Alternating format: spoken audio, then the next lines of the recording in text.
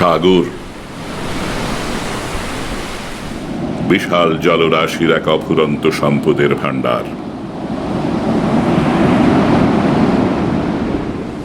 আমরা সাগরের কল্লোল শুনে আর অবিরত ঢেউয়ের উত্থান পতন দেখে অভিভূত হই, কিন্তু সাগর মহাসাগরের তরঙ্গমালার পরতে পরতে আর এর তলদেশে লুকিয়ে থাকা মহামূল্যবান সম্পদের খবর কজন রাখি?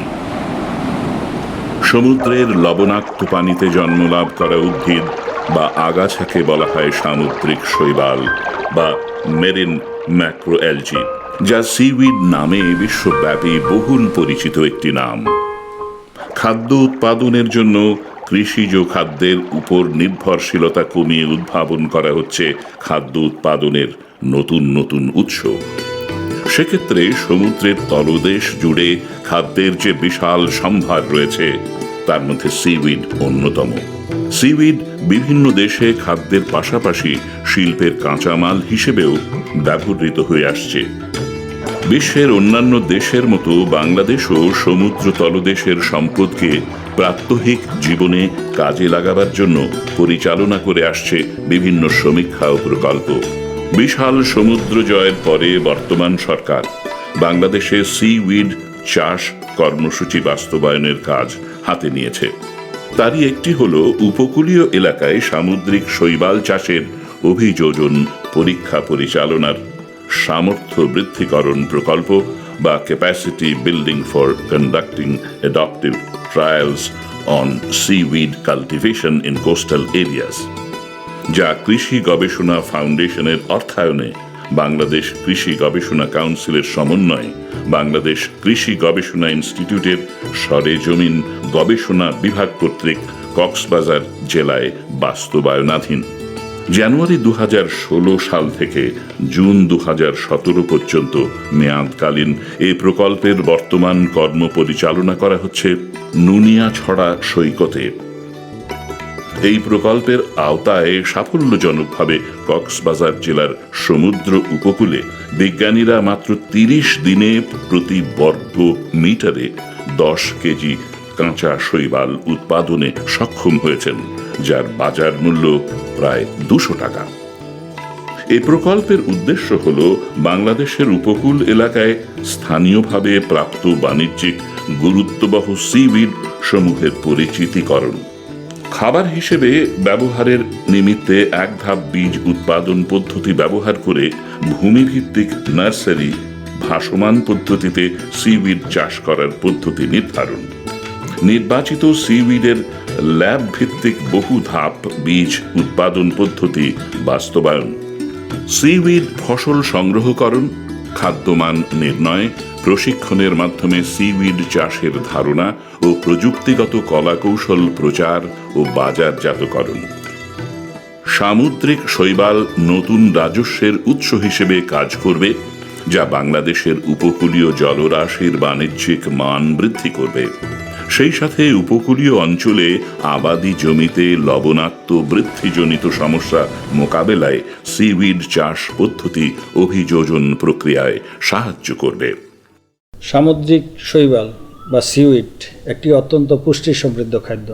বাংলাদেশ কৃষি গবেষণা ইনস্টিটিউট 2016 সন থেকে এর উপর গবেষণা কাজ পরিচালনা করছে। সামুদ্রিক শৈবাল বাংলাদেশের উপকূলে এটা চাষ করা সম্ভব কিনা এ বিষয়ে আমরা গবেষণা প্রাথমিক স্তর হিসাবে সেন্ট মার্টিন থেকে এর বীজ সংগ্রহ করি এবং টেকনাফ অঞ্চলে এর চাষ প্রথম আরম্ভ করি পরীক্ষামূলকভাবে। সেখানে দেখা গেল যে 10 প্রজাতির মধ্যে থেকে একটি প্রজাতি অত্যন্ত ভালো করছে, তবে অন্যান্য প্রজাতির শৈবালও সেখানে চাষ করা সম্ভব। পরবর্তীতে নুনিয়াছড়া এলাকায় এর গবেষণা আমরা চালু রেখেছি এবং সেই ক্ষেত্রে বাংলাদেশ কৃষি গবেষণা ইনস্টিটিউটের সরেজমিন গবেষণা বিভাগ এই কাজটি করছে। আমরা ইতিমধ্যে 30 জনকে প্রশিক্ষণ দিয়েছি কিভাবে সামুদ্রিক শৈবাল চাষ করা যায় এবং বাণিজ্যিকভাবে চাষ করা যায়। সেই ক্ষেত্রে বাংলাদেশ কৃষি গবেষণা ইনস্টিটিউট একটি প্রযুক্তি উদ্ভাবন করেছে। প্রযুক্তিটি হলো রশির মধ্যে এর 1 ইঞ্চি পরিমাণ কাটিং যদি লাগিয়ে দেওয়া যায় তাহলে এটি 1 মাসের মধ্যেই একটু ভালো পরিমাণ উৎপাদন করা সম্ভব।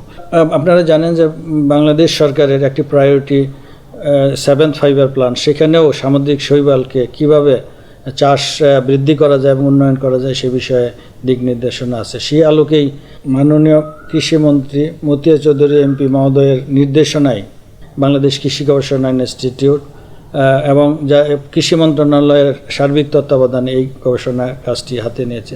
আমাদের মাননীয় মন্ত্রী কৃষিমন্ত্রী মহোদয় তার প্রেরণাতে এবং তার নির্দেশনাতে আমরা প্রথমে এই কাজটি শুরু করি এবং আমরা সাফল্যের অনেকটাই দ্বার প্রান্তে। তবে আরও খেয়াল করার বিষয় আছে যে এখানে কিন্তু আরও বেশ কয়েকটি স্পেসিস সামনে হয়তো আমরা সিলেকশন করতে পারবো বা নির্বাচন করতে পারবো, সেই ক্ষেত্রে আরও গবেষণা প্রয়োজন। সেই ক্ষেত্রে বাংলাদেশ কৃষি গবেষণা ইনস্টিটিউট ল্যাবরেটরিতে অন্যান্য স্পেসিস নিয়েও গবেষণা করছে এবং সেখানে দেখা গেছে যে অন্যান্য স্পেসিস যেগুলি আরও বেশি উচ্চমূল্য সম্পন্ন সেগুলো ল্যাবরেটরিতে উৎপাদন করা যাচ্ছে। খাদ্য মান বা পুষ্টিগুণের বিচারে প্রকৃতিতে প্রাপ্ত যে কোনো উদ্ভিদের চেয়ে সিউইডের খাদ্য মান বা পুষ্টিগুণ অনেক বেশি। আমরা জানি আয়োডিন মানুষের বুদ্ধিমত্তা এবং মেধা বিকাশে রাখে অনন্য ভূমিকা, আর সামুদ্রিক শৈবালই হল আয়োডিনের প্রধান উৎস। তাই খাদ্যমান নিশ্চিত করতে শৈবালকে খাদ্য তালিকায় রাখা অতীব জরুরি। এছাড়া পুষ্টিহীনতা, ডায়াবেটিস, হৃদরোগ, উচ্চ রক্তচাপ, গলগণ্ড, পেটের পীড়া এবং ক্যান্সার সহ কঠিন রোগ ব্যাধি থেকে রক্ষা পাওয়ার জন্য সামুদ্রিক শৈবালজাত খাদ্য সামগ্রী খাওয়ার অভ্যেসও গড়ে তোলা প্রয়োজন। আর সামুদ্রিক লবণাক্ত পানির যে কোনো উদ্ভিদ বা আগাছা খাবার হিসেবে গ্রহণ করায় ধর্মীয়ভাবে কোনো নিষেধাজ্ঞা নেই। তাই খাবার হিসেবে সিউইড 100% হালাল। সমুদ্র শৈবাল বা সিউইড, যেটার মধ্যে অনেক পুষ্টিগুণ আছে, সেই পুষ্টিগুণগুলো আমাদের শরীরের জন্য অত্যাবশ্যকীয়। এই সবগুলি এখানে আছে। বিশেষ করে আয়োডিনের অভাব হলে যেমন বুদ্ধিমত্তার বিকাশ হয় না, সেটার কিন্তু এই সমুদ্র শৈবালের মধ্যে আছে। এরপরে প্রোটিনের কিছু অংশ আছে এখানে। আমরা এটা গেল আমাদের পুষ্টির দিক দিয়ে। আর অন্যভাবে যেটা আমরা বলতে চাচ্ছি সেটা বাণিজ্যিক গুণও কিন্তু এর মধ্যে আছে, যেটা বাণিজ্যিক হিসেবে এটা ব্যবহার হতে পারে।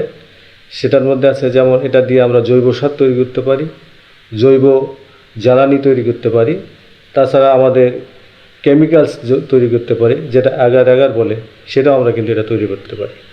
আমরা এখানে যেটা দেখতে পাচ্ছি, যেটা বৈজ্ঞানিক পদ্ধতিতে যদি আমরা চাষ করি তাহলে এটার অনেক গুণে কিন্তু উৎপাদন বাড়ানো যেতে পারে। আমরা যে কালেকশনগুলো করেছি, 10টি আমরা শৈবাল কালেকশন করেছিলাম, তার মধ্যে যে হিপনিয়া যে জাতটি, সেটা ওয়াইডলি অ্যাডাপ্টেশন, যেটা আমরা নুনিয়াছড়া যে আমাদের সমুদ্র উপকূলবর্তী এলাকা আছে সেখানে আমরা চাষ করেছি, সেখান থেকে যথেষ্ট পরিমাণ আমরা উৎপাদন পেয়েছি।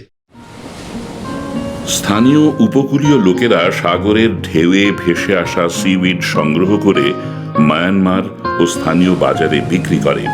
প্রাকৃতিকভাবে ভেসে আসা সিউইড বছরে 3-4 মাস পাওয়া যায়। বর্তমানে বাংলাদেশ কৃষি গবেষণা ইনস্টিটিউটের সরেজমিন গবেষণা বিভাগ স্থানীয়দের আধুনিক পদ্ধতিতে সিউইড চাষের ধারণা ও প্রযুক্তিগত কলা কৌশলের প্রশিক্ষণ প্রদান করছে। এতে করে সারা বছর সিউইড উৎপাদন সম্ভব হবে এবং সমুদ্রের তলদেশের সিউইডের প্রাকৃতিক উৎস অক্ষুণ্ণ থাকবে। প্রকল্পের আওতায় পরিচালিত গবেষণার ফলাফল দেশের অর্থনৈতিক উন্নয়নে ও নতুন কর্মসংস্থান সৃষ্টিতে অনন্য ভূমিকা পালন করবে বলে আশা করা যায়। এখন আল্লাহ রহমতে আছে কৃষি গবেষণা ইনস্টিটিউট থেকে শুনলাম আমাদের উপরে সহযোগিতা করবে, আমাদের উপরে হাত দিছে, আমাদের উপরে মানে যেটা করার উদ্দেশ্য আছে এটা করবে, এটা দেখতেছে। এদের কাছে শিখলাম অনেক কাজ, এদের কাছে শিক্ষা দেখতেছি আরো ফসল হবে। এটা আমরা জানাজানি হয়ে গেল, তাহলে এই কাজটা অবশ্যই আমরা করবো ইনশাল্লাহ। স্থানীয় ভাষায় হেজলা নামে পরিচিত সিউইড কক্সবাজার ও পাহাড়ি এলাকার রাখাইন ও অন্যান্য উপজাতির মানুষেরা ওষুধ ও বিভিন্ন মজাদার খাদ্য হিসেবে খেয়ে থাকে, যে কারণে তাদেরও রয়েছে সিউইডের প্রতি বিশেষ আগ্রহ। আমরা যখন শাকসবজি পাবো না, শীতকালে এই চাকুরতা খেতে অনেক সুস্বাদু। খাওয়াটা যখন একবার খাই বারবার খাইতে ইচ্ছে করবে। এই জন্য কৃষি গবেষণা সহায়তা প্রশিক্ষণের জন্য আসছি আমরা। এই চাকুরতা বিভিন্ন রোগ প্রতিরোধের এবং ক্যান্সার রোগের জন্য অনেক উপকার করে। বাংলাদেশে প্রায় 215 প্রজাতির সামুদ্রিক শৈবাল বা সিউইড পাওয়া যায়, আর এই সকল সিউইডের মাতৃস্থান হল বাংলাদেশের প্রবাল দ্বীপ সেন্ট মার্টিন। এছাড়াও টেকনাফ, উখিয়া, কক্সবাজার সদর উপজেলা এবং চট্টগ্রাম ও খুলনা জেলা সহ বাংলাদেশের উপকূলীয় এলাকার প্যারাবন বা ম্যানগ্রোভ অঞ্চলে সামুদ্রিক শৈবাল জন্মে। সমুদ্রের গভীরে জন্মানো পরিপক্ক শৈবাল সংগ্রহ করে বৈজ্ঞানিক পদ্ধতিতে নির্দিষ্ট জায়গায় এবং অল্প পরিশ্রমে সারা বছর সিউইড উৎপাদন সম্ভব। বিশ্বের অনেক উন্নত দেশ আধুনিক পদ্ধতিতে সিউইড চাষাবাদ করে উৎপাদন করছে।